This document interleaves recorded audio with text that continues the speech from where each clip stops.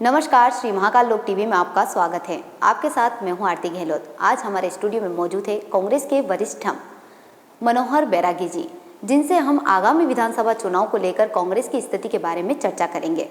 मनोहर जी, बहुत बहुत स्वागत है आपका श्री महाकाल लोक टीवी के स्टूडियो में। सब में पहले तो मैं आपका बहुत बहुत धन्यवाद अदा करता हूँ, आपका शुक्रगुजार हूँ कि इस दौर में आप हमारा इंटरव्यू कर रही हैं। धन्यवाद। मनोहर जी, आप बताइए कि आपके अनुभव के आकलन से कांग्रेस की स्थिति आगामी विधानसभा चुनाव में किस तरीके की है? इस समय सारे देश, मध्य प्रदेश ही नहीं, सारे देश के अंदर जी कांग्रेस के पक्ष में हवा है। जी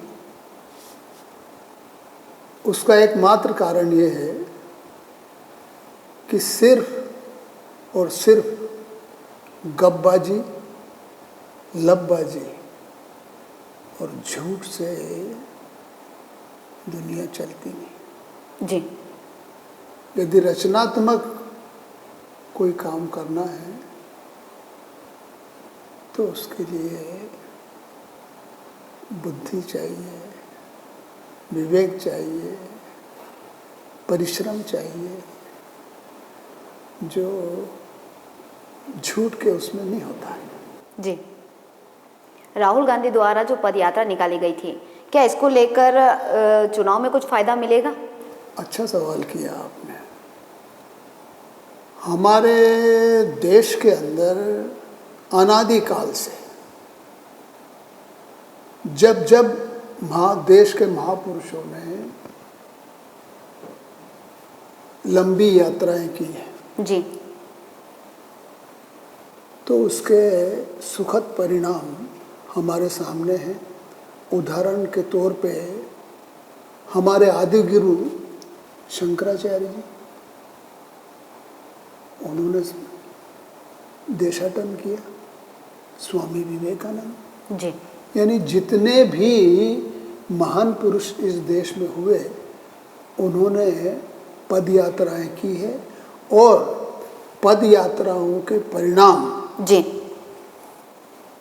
इतिहास साक्षी है। हम देख रहे हैं कि गांधी जी ने चंपारण तक पद यात्रा की, उसके परिणाम हमारे सामने हैं।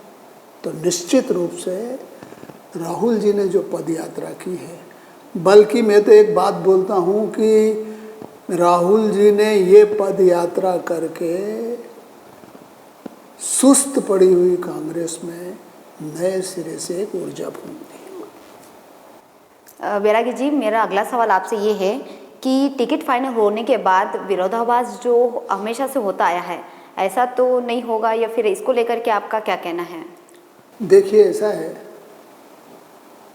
राजनीतिक पार्टियों में कार्यकर्ताओं में वर्चस्व की बात होती है ना? जी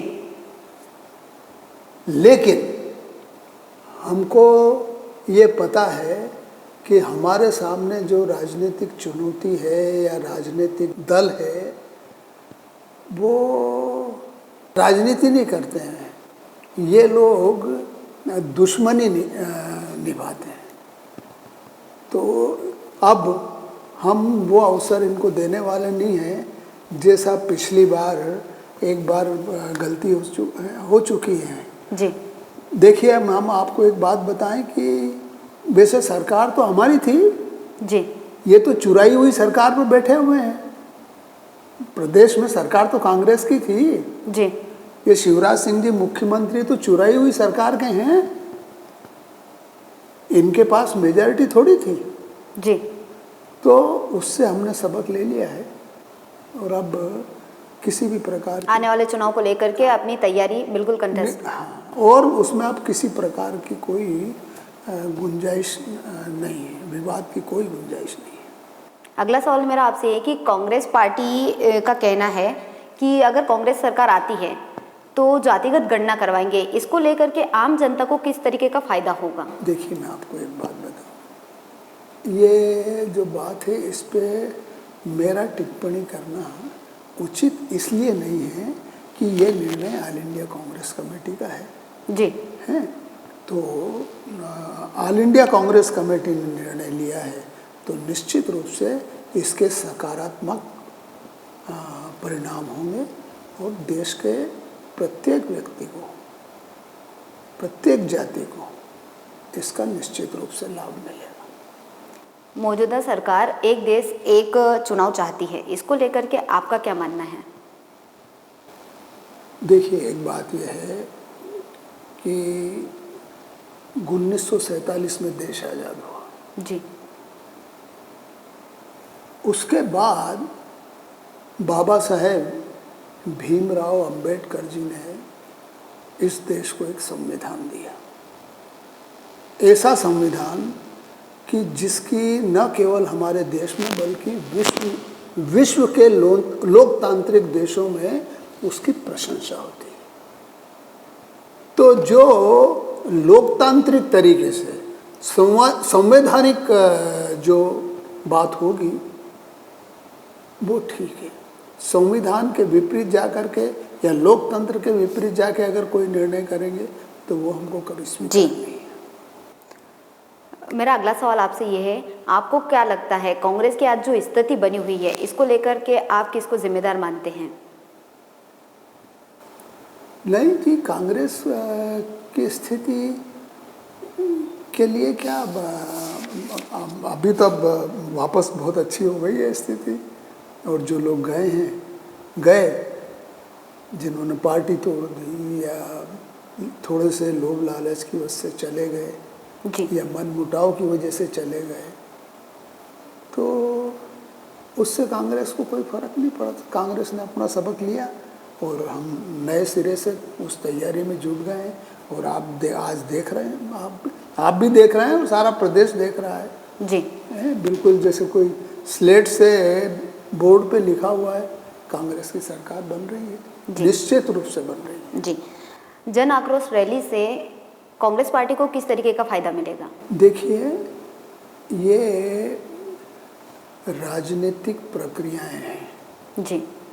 राजनीतिक दल को और राजनीतिक कार्यकर्ताओं को वार्म अप करने के लिए ये प्रोसेस है, ये पॉलिटिकल प्रोसेस है जो हर राजनीतिक दल करता है।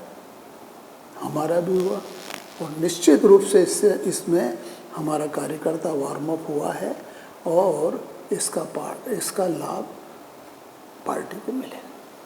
हाल ही में 12 वर्षीय बच्ची के साथ जो उज्जैन में घटना घटित हुई है, इसको लेकर के आपका क्या कहना है?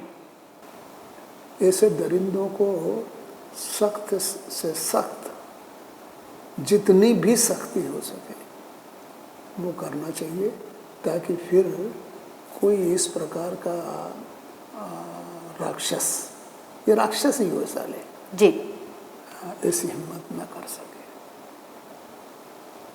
मैं शासन से मैं भी ये उम्मीद करता हूँ और मांग भी रखता हूँ कि ऐसे दरिंदों को सख्त से सख्त सजा दी जाए। कांग्रेस सरकार बनने के बाद में महिलाओं की सुरक्षा के लिए किस प्रकार की तैयारी रहेगी? देखिए साहब, एक बात सुनिए आप, 1947 में देश आज़ाद हुआ तो हमने तो इस देश में 47 साल हमने राज किया है। यहाँ पे 9 पंचवर्षीय योजनाएं पूरी की जी। और राष्ट्रमाता श्रीमती इंदिरा गांधी इस देश की प्रधानमंत्री रही हैं। हमने राष्ट्रपति महिला को बनाया, प्रधानमंत्री बनाया। तो जिस प्रकार से हमारी संस्कृति और संस्कार जो हमारे हैं उसके अनुरूप माता बहनों के प्रति जो एक आदर सम्मान और उनकी सुरक्षा की व्यवस्था होनी चाहिए, वो बरोबर करें। अगला सवाल मेरा आपसे ये है कि आप पूर्व प्रधानमंत्री राजीव गांधी जी के बहुत ही करीबी रहे हैं, यदि आज वो होते तो क्या परिवर्तन होता? साहब, मैं आपको क्या बताऊँ, आपने ऐसा प्रश्न मेरे से किया जो मुझे बहुत अंदर तक मुझे भावुक हुआ। आप देखिए उनकी कल्पना, 19वीं सदी में उन्होंने 21वीं सदी की कल्पना की। ये जो आज आपको इलेक्ट्रॉनिक मीडिया जो ये इलेक्ट्रॉनिक के जो चकाचौंध सारे देश में दिख रही है, ये उन्होंने 19वीं सदी में मतलब इसकी कल्पना कर ली जी। है। मतदान की उम्र उन्होंने कम की, पंचायती राज को उन्होंने सारे अधिकार दिए जी। पंचायती राज की सारी सुरक्षा उन्होंने की, और एक बहुत ही सहृदय, बहुत दयालु, बहुत भावुक और बहुत इंटेलेक्चुअल प्रधानमंत्री थे। उनका कोई जवाब नहीं, उनका कोई जवाब। इसी के साथ लेते हैं विदा। जल्द हाजिर होंगे नए विषय के साथ। तब तक आप बने रहे श्री महाकाल लोक टीवी के साथ। नमस्ते।